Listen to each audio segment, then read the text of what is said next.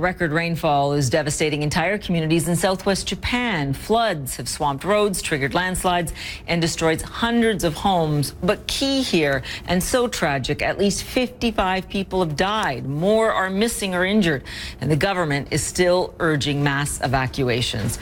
Kaori Enjoji joins me now live from Tokyo. I mean, the news is not good when you look at the forecast, and also not when you think about what people are still facing. I think it's kind of staggering the amount of people that they still want to evacuate some of these areas. Why? Well, I think, Paula, it's because there has been so much torrential rain in some of these areas, particularly in the southwestern part of Japan, that any small amount of rain, they fear, could trigger a landslide or a mudslide, and in turn increase the number of casualties. The death toll has been rising throughout the day.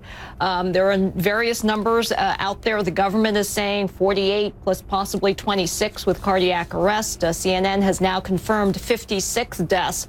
But some areas, the rain has stopped. However, there are still new areas where the weather agency says that expect torrential rainfall and brace for possible worse weather. So it is far over for many of these areas. And this has happened before, about a year ago. But what's different this time is the fact that it's affecting such a large part of Japan. It's not just the southwest, it's areas in the central part of Japan as well, in tourist centers like Hiroshima and Kyoto as well, where you see banks along the river being flooded. You have dams possibly on the brink of overflowing as well.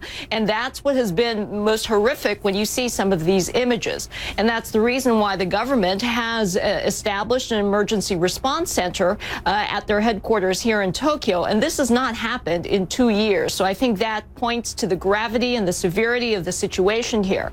And the Self-Defense Force, which is akin to the military for Japan, has been deployed. The government says some 56,000 troops have been sent across the country using helicopters, rubber boats, rafts to try and get people to higher ground, to safely move them to dry ground.